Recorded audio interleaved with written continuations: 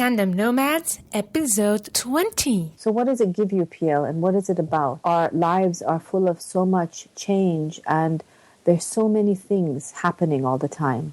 PL, when you go through PL, they talk about a mindset shift, that you have you feel a shift. And it's interesting because I think I did feel that shift. Welcome to Tandem Nomads, where inspiring expat partners from around the world share with you how they turn the challenges of relocation into great opportunities. So are you following your partner abroad for his or her career? Then Tandem Nomads is the place for you. Go to tandemnomads.com and sign up for the newsletter. Hello, Nomad Nation. This is Emel Deraghi. I often say that one of the main purposes of Tandem Nomads is to help expat partners take the leadership of their lives. Today, I want to introduce you to one of the very specific and practical ways to do it. It is called personal leadership, or for people who are familiar with it, they call it PL. When my friend Pari introduced me for the first time to personal leadership through a workshop, I totally fell in love with it and its principles, as I believe that they could really help anybody in the world, no matter which background, be happier and reach his or her goals. So if I try to use my own words to define what PL is, I would say that it is a personal development technique, a management tool, a lifestyle practice, a mindset, and even a whole philosophy with very, very concrete exercises and methods to help individuals, but also managers, solve very practical and also emotional difficulties.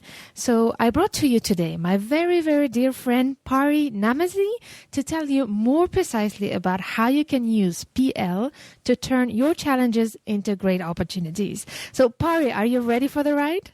I am. Wonderful. Pari Namazie comes from Iran. She lives in Austria and has 18 years of experience in HR and intercultural management. She is the managing partner of a business consulting company called Namazie International that provides expertise for companies who want to develop their business in the MENA region.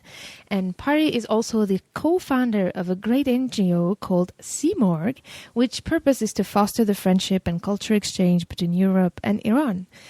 And last but not least, Pari is also a speaker and a trainer. She actually teaches the principles of PL, or personal leadership, for those who want to take the leadership of their own lives. So Pari, this was a very short overview. I could speak for hours about you. So did I miss anything important? No, I'd say everything was covered. It's just that it's not 18 years experience anymore. It's a little more than that. I just go 20 plus now. Wow. But other than that, everything's fine. So, Pari, I defined on my terms what PL is for me. I don't know what you thought about that definition. How would you define it? Yeah, thank you for that, Amel. Also, lovely to be here on Nomad Nation. Thank you for the invitation to speak and to share some of this experience. I loved when you came to me and said, maybe we do something on personal leadership. Very, very interesting topic. I'd like to, if that's okay, start with how I was introduced to PL. Please, yes. And what is very interesting, I guess, as a trainer and a facilitator, is you usually come across these different tools, training tools, self-learning tools, continuous personal, professional development. And I must say, I'm probably one of the biggest skeptics on these tools. When I work with my clients, I always try to bring into my work the view that, you don't only train, you don't help someone or a team or a group or an organization develop. For me, the key question is, how can I sustain that? Mm-hmm. And so learning and development is something, if you don't continuously do this, practice it, you forget about it. Mm-hmm. And I guess when I was introduced to PL, a group of my friends came to me and said, Pari, we've been working on this personal leadership, and we really think it's something that you should also come into, learn, be a part of. And I approached it with the skeptical. I didn't know what the personal part was. I didn't know what the leadership part was. It wasn't grounded in theory, which I like. It was more reflective.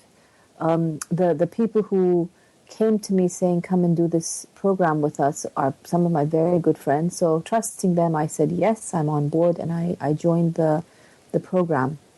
It was, as I said, I guess I approach everything as a bit of a skeptic, looking at it probably from the point of view of how can you introduce it, how can you use it, and how can you sustain this. Interesting. I think PL, when you go through PL, they talk about a mindset shift, that you have you feel a shift. And it's interesting because I think I did feel that shift. And so what does it give you, PL, and what is it about? I loved your summary at the beginning, Amel. Very nice. Yeah, I thought you really brought out, it talked to me, the things that you said, it showed how personal, what you took away from it. Yeah. When I talk about PL, for me, it's something that helps you align yourself. I think our lives are full of so much change, and there's so many things happening all the time. And I always find it very hard to keep abreast with all of the events, all the experiences. I don't ever have time to reflect on them. Have I learned from them? Am I making the same mistakes? How am I encountering change? And it sort of gives you this process of questioning this, reflecting on it. And maybe more important, it actually grounds you on what your values are. That's the personal element, who you are, what's important to you. And it takes you through this process to reflect, to question, to learn, and to realign with your values, with what is important to you. And this is the process that you go through in this personal leadership. It's based on 2 principles and 6 practices. And when you go through these practices, it becomes something of a second nature to you, that you sort of just think it automatically and do it. So that's pretty cool. I like that. Wonderful. We will go more in details through these 2 principles and 6 practices to have a little bit of an introduction so that Nomad Nation can try it out, although it's not enough to just talk about it in one episode. Maybe we'll organize something more to teach those principles and practices. But I would like to have one thing before I continue with my next question. I really liked one keyword that you used, and I think would be very useful for Nomad Nation, is actually how personal leadership helps in change transitions. And transitions. And that factor, indeed, I didn't put it in my introduction. And I think it's a very important introduction. When we go through change, we get overwhelmed and we don't actually, we're not connected to ourselves most of the time. We're trying to react to our environment and not connecting with our own emotions and values. And so you also said, that personal leadership helps us ground, reconnect with our values and make sure that we don't get taken away by the events that are happening around our lives. And I think that is really, really great that you brought it up. Yeah. It's one of the great advantages.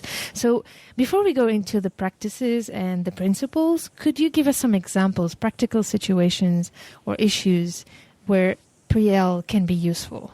Yes, I think how, one of the sort of foundations of PL is it's rooted in a variety of different disciplines, but one of them is actually intercultural communication. I think it's probably one of the reasons this has come through is when you work across cultures and when you work with in different countries, in different contexts, with different groups, with different teams and so forth, you're constantly you're throwing yourself into this unknown all the time. And interesting, you were talking earlier about change. Interesting, when you go into this unknown, it's finding your feet, and you're always wondering, am I going to sink? Am I going to swim? There's the other saying is it, do I fight? Do I flee? Do I take flight? Or do I freeze? How do I deal with this situation? And so going through this PL, this is what it sort of helps you. It helps you understand that, okay, change is difficult. There's a lot of ambiguity. There's a lot of unknown. There's a lot of risk. But, and then what we automatically do is that we keep going back to our own prejudgments of how things should be and how I know it to be. And so you have your prejudgment, and you're trying to now deal with this new environment with that old prejudgment of yours, and that's at conflict as well, which then makes the process even harder. You were asking for an example, and the example is all of these things. It could, I'm just trying to think out loud about maybe my own example. Yeah, it would be nice. I remember, one of the times that I used PL, I was in a meeting, and it was quite a high-level meeting, and it was in the Middle East with a group of men mainly, and I was the only woman over there. And I remember one of the colleagues over there was very disrespectful to me, and didn't look at me in the eyes, treated me rather inferior. And, I run my own business, I'm an experienced businesswoman, I'm well educated, but this person had some issue with me, and I don't know what. And I kept trying to keep the discussion going, communication going, the meeting flowing, and I kept establishing my communication style of talking, of expecting eye contact and so forth. And this person, if I would ask them a direct question, they would answer and look at someone else, never at me. And I remember getting really, really angry at the situation, and I could just feel my blood beginning to boil over there. Oh my God, now what do I do? Do I go and slap this guy? Do I walk out of the room? Do I scream at him? It was all of these negative things going through my head. I mean, it's a very simple example. This is something that could even happen to us on a daily basis. Yeah. But I do remember getting so upset and so tense. I could feel it in my entire body. You know how you feel your back muscles tense up? Yeah. For me, it hits my neck and my back. So it was like rock hard by that time. And normally I'd probably start going red in the face as well. So I thought, okay, now I don't want to show him that I'm really pissed off and angry. So I took a minute and I left the room. I said, I have to make an important call. And I went out for a minute, and I had to calm myself in that situation. And it's interesting because I did come back to PL, and I thought, I just said, hold on a second, what is happening here? What are you doing? You're losing this. You're just letting this get the better of you. And I went through this process, which we'll talk about a little later. It's how you implement, how you use this, the practices, which is looking at what are you judging, how are you dealing with this unknown situation, what are your emotions telling you, and trying to go through all of this, and then, of course, realigning with what is your goal and what's your vision. If my vision is to facilitate mutual understanding and working across cultures, then I should maybe try to have a different approach over here and try not to take offense with this. How can I turn it around? What do I not know? How can I use this in a different way? Mm-hmm. And just thinking that process through in my mind did calm me. And I remember going back into the meeting. I don't think I talked directly to that guy very much, but but at least I had a different approach over there. Yeah, and that helped. If you can actually now take us through the 2 principles and 6 practices, and if there's a way to use this example to illustrate that would be great. Yeah, that's a good idea. Okay, the principles are around 2 main things, and it's mindfulness and creativity. And what it talks about basically is when we say you have mindfulness and creativity, mindfulness is helping you to be aware, to be awake, to have some self-awareness, and try to be, look at a situation with fresh eyes. When we talk about in another way, Daniel Goleman says this, that the purpose of mindfulness is to free ourselves from powerful, self-defeating emotional habits. Mm-hmm. So, that's what's, I think the important thing in mindfulness is how do you free yourself from these self-defeating emotional habits that we have. Be aware, be awake, look at something with a different eye. And the other principle is focused on creativity. And, what's important again on the creativity side is that I think it's important to remember that we have a choice in terms of how we will respond to any situation. It's in our hands. So whatever we think and whatever we feel and what attitudes we have, it comes from within us. So it's a response maybe to external stimuli that we're having, but it's not necessarily responsible for what arises, what we do with that. Mm-hmm. And I think that's, that creativity is that we take more responsibility for what arises from within us. We have that choice. And so it's trying to find that. And that's one of the principles of personal leadership. Mm-hmm. I love this combination of mindfulness and creativity, and it connects. And I think this is why I fell in love with PL, because it was a very practical way to practice what has been one of my major inspiration.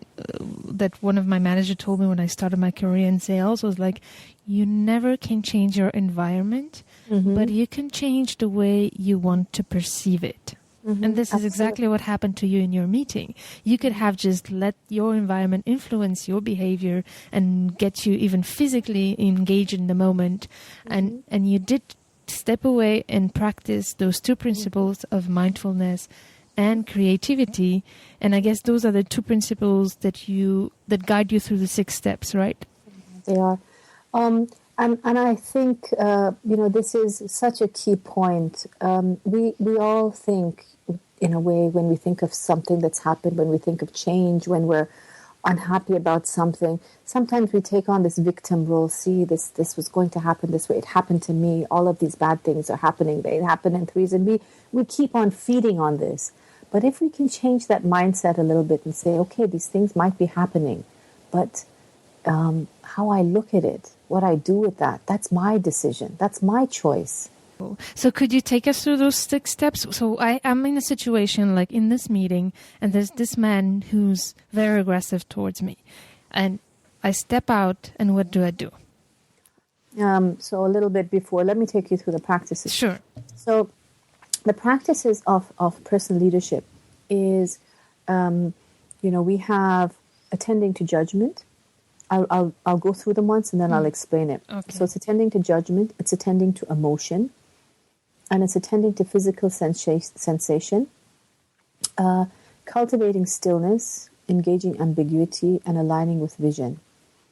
What these mean is when we talk about attending to judgment, it's actually realizing that we have automatic judgments constantly in every situation. I think it's important to be aware of that, to examine what they are, both positive and negative. So when this man was, when he was avoiding talking to me and, in my view, insulting me, my immediate judgment was, look, this guy is a male chauvinist. He hates women. He has a problem with me. He is disrespectful to me. Maybe he's disrespectful to women. And immediately I started, he must be so stupid. He must be an ignorant idiot and da-da-da-da-da. So there I was making all of these judgments about this person. I had no idea. So it's not that, one thing, on the one hand, it's being aware that you make judgments. We do that automatically based on our own values, based on our own thoughts. What is important is to examine that, to inquire about the source of where that's coming from, and what consequence does that judgment have. Think about it a little bit. Very key word here, judgment. I think at the end of the day, if PL is useful for one thing, is to help us free ourselves from the natural and human habit that we sometimes have of judging situations according to our instincts right away and our maybe past and upbringing. But PL helps us put aside the judgment to really evaluate in a neutral way a situation and then reconnect it with our values. Yeah. Is it the case? Mamel, it's good. I remember going through these questions time and time again, and I talk about it with many groups. I don't think we can stop judging, but I think we can be aware of what that means. Very and good point. There's a wonderful exercise we go through as well in our courses, which is called the DIE model, DIE. And what it says is you look at a situation, describe it, interpret it, and evaluate it. And usually what we immediately do is we hardly describe a situation. We very quickly evaluate it. And usually that evaluation is an emotional evaluation. It's good, it's bad, it's something that's, I'm angry about, it's upset me, it's so forth. So here I am in this situation with this man, and I don't think I gave myself the chance to go through that process and describe what's happening, try to interpret what's happening. And maybe that interpretation, if I just look at the facts in front of me, maybe then, I would evaluate it in a different way. Perhaps this man was, maybe it wasn't disrespect. Maybe that was his way of communication. Maybe he was a shy person. Maybe he was a religious person, and for him it was just inappropriate to look in a woman's eyes. I didn't know that. For me, if he didn't look in my eyes, it was just disrespect. But he might have a complete different value orientation from me. Who was I to judge on his values? I didn't know that. So just being aware that we have these different value orientations, and being aware of your own value orientations and how you judge, I think that's very important. If we can do that, that is definitely one step. And just moving on, the attending to emotion, which is the next practice that you go into, it's being aware of how you're feeling, trying to read your emotions. And in that situation, I remember I was so angry. I thought, first my shoulders and my neck tensed up. And second, I thought, here I am, I'm going to explode and do something absolutely crazy over here. With people who know me, I'm usually a very calm person, but God forbid, when I get angry, I explode. It's like no containing that. Pari, I've never seen you explode. Yeah, I know. I have to see you explode one day, just for just for the heck of it, one day. So now you know what you have to do, Amel. I'm gonna try. So the attending to emotion side is just being aware that instead of suppressing your emotion, trying to understand it, try to find what the source is. And the next one is attending to physical sensation. So trying to also understand, if you have in that situation, like for me, my back tensed up, my neck tensed up, I could just feel it. I could feel the tension over there. So being aware, what is your body telling you as well? These are all, I think, the signs to be, to help you be more aware of what you're going through. So reading those a little bit carefully. And also positively, sometimes you might see a situation, it's not always negative. And you know how sometimes we're drawn to someone because they say the right thing or they look the right way or you have some kind of connection to them. And you have a uplifting emotion, you're happy, you want to see them, you have butterflies in your stomach, things like that. And, physical sensations might be those butterflies in your stomach, things like that. So it could also be not only negative, but also positive. And even sometimes just neutral. That's also something to read into. Definitely, yeah. And then moving on to the next practice, which would then be, once you've sort of identified the physical, the judgment, the emotion, the physical sensation, it's moving now, what do I do with this? And that's one part of it. The next practice would be cultivating stillness. Can I take a moment to give myself some space to just see what is going on here? How can I pull out this reflection of what is going on? How do I quiet my mind for a minute and not let all of this negative or positive or, just not let everything come into me? How do I quiet my mind and give myself some space to think, to create that inner connection with myself again? Yeah. And it's interesting for me, in that example, I went out of the room. Exactly. And that gave me that space. I think if I had to sit through that, I don't know how I would manage that meeting. But that gave me the time to just wait a minute, think a little, clear my mind. And I remember talking to other people who, when we go through the PL course, I always get this question back, and a lot of people say, but in that situation, if I'm in a similar situation, there's no way I could leave that room. What do I do when I'm sitting there and I can't go out? Interestingly, you can quiet your mind being in that same space. For me, I had to leave the room, but there are other ways of doing it as well. There are other ways of clearing your mind, of giving yourself some space. It's a little bit of maybe zoning out and giving yourself some quiet time to think or to reassess. And definitely. I remember when we had our workshop together on PL, I really liked all the examples of ways to cultivate stillness, because sometimes, we can't, for example, leave. I love the fact that you gave the example of leaving the meeting room. In certain cases, maybe it's not possible.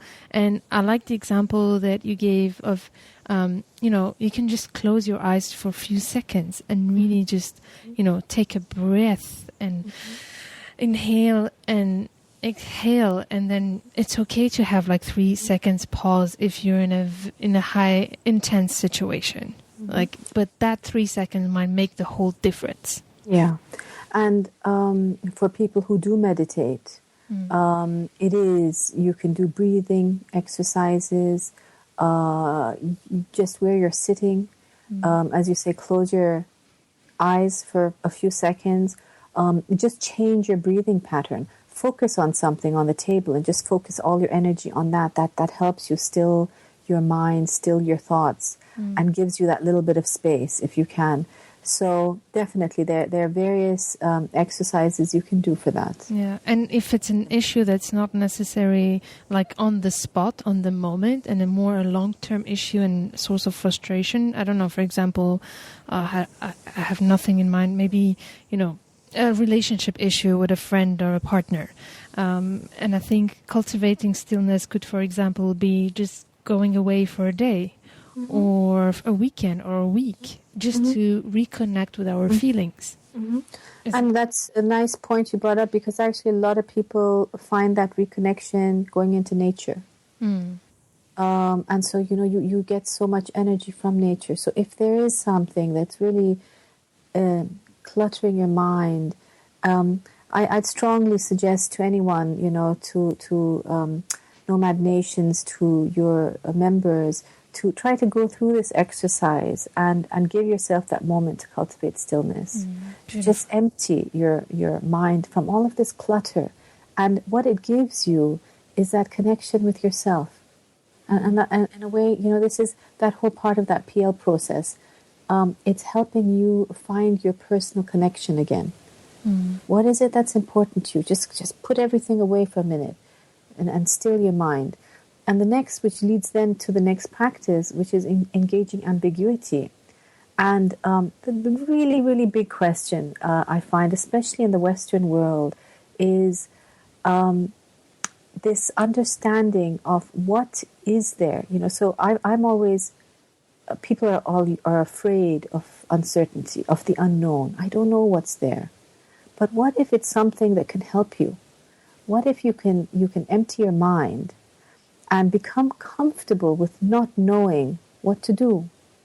How do you just empty that for a minute and say, okay, but if it doesn't happen, if I don't know what happens, what my next step is, how can I embrace that unknown for a minute? But for example, just to try to understand more practically, does it mean, for example, if I use the example in the meeting, is like engaging ambiguity in this case would be accepting the fact that I don't know why he's reacting like this, and it's okay if I don't know? Yes. So, and then what's the next step? So now we accept the fact that there are things we can't control, and we try to put in some creativity to reach our goal despite that. For example, let's say I have to go somewhere, my car is breaking down, I can't fix it, I'm somewhere there's no garage, but I just use creativity to reach the place where I have to go without my car.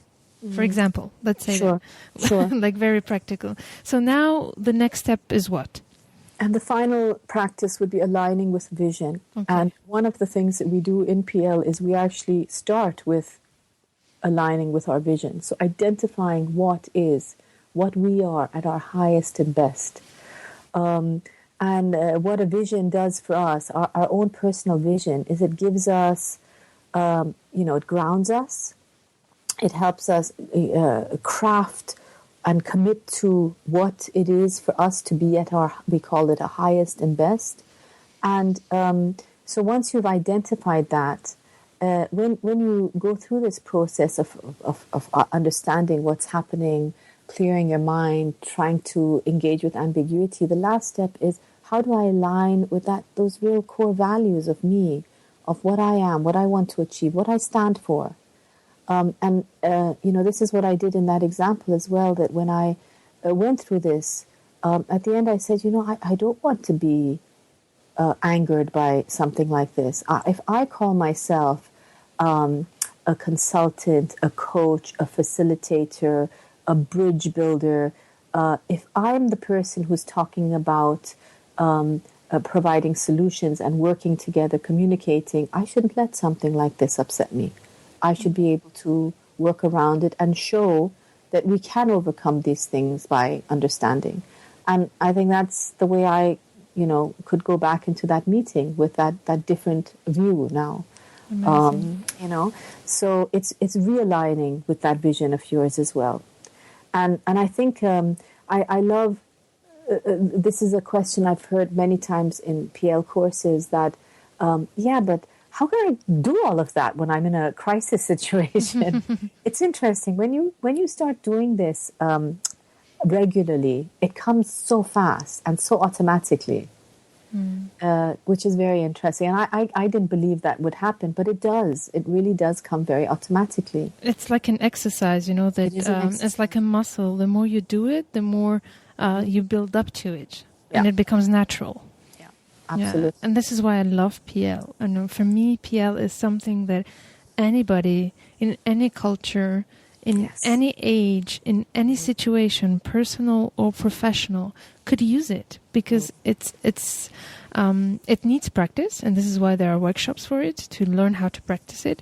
But the principles are and steps are and practices are quite simple. Actually, you just have to exercise them. Mm-hmm. It is very simple, and I also think what helped us when we were going through our training is that you find a group of fellow PL practitioners. Mm-hmm. You help each other develop this skill, and you might remember from the course you did, we set up a sort of a community. How do we help each other remember to not fall back into our old practices? Very good point. To use this, to continue using it. That it becomes second nature to us. Not that we go back into the old routines that we had, but we try to really live PL. So how do we do that? So one way is really to maybe join at least some kind of a PL, some course, some program that's being run. I think what that helps with is it gives you the base of it. Other things to continue doing. I remember I have an alarm I have a daily alarm which is set at sort of 10 p.m. at night. And that is my moment of the day where I cultivate stillness. Wow. And I've set that up because, when I went through PL, I kept saying that the thing I'm really bad at doing is cultivating stillness. I can't deal with silence. I have to talk, or I have to have noise, or I have to have something happening. And I said, the rest of this, the rest of the practices I can deal with. I understand judgment, emotion, sensation. I love ambiguity and the vision I can deal with. But stillness, for me, does not work. So I set a reminder for myself, 10 p.m., 1 minute of silence and 1 minute of stillness. And I must say it was painful to begin with. You know, Amel, I mean, it was painful. I remember we tried to do it together even. And then SMS each other. Did you do it? You remember? I remember I did it. I did my 1 minute. I'm done for the day. and so having that kind of community helps a lot. But really trying to have something to remind you.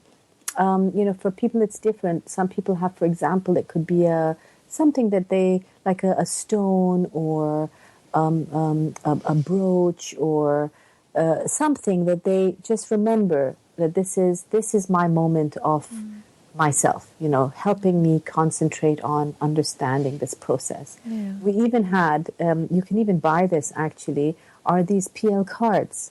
And it's just like the size of a business card. And you have it everywhere. It's like in your wallet. So you could look at it any time of the day, anytime. Where can we buy those cards? Because I love those cards, actually. I think, so there is a PL website. It's called plseminars.com. I think they have material there. And for people who are also interested in understanding more about personal leadership, there's a great book, which actually the founding members wrote this book. And that you can buy online. And what's the title of the book? It's I think it's A World of Difference.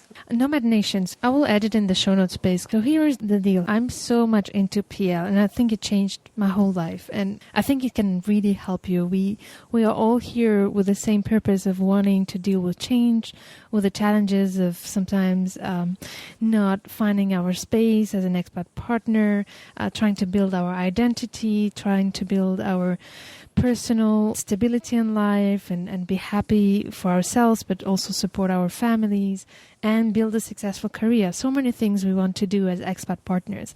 And Pari and I have been discussing that we might organize a workshop for Tandem Nomads together. So if you're interested, I really want you to reach out to us and tell us if you think this is something that you would be interested in, and we'll be very happy in organizing a workshop. Yeah, that would be great. And I like the fact that you emphasized on the role of being part of a community, and we are a community, and we will be able to support each other into keeping those practices throughout our journey. And that's the great thing. We're here to help and support each other, and this is the whole point of Tandem Nomads. Pari, if anybody has a question and would like to contact you. Sure, gladly through email or on LinkedIn. Be happy to talk about it.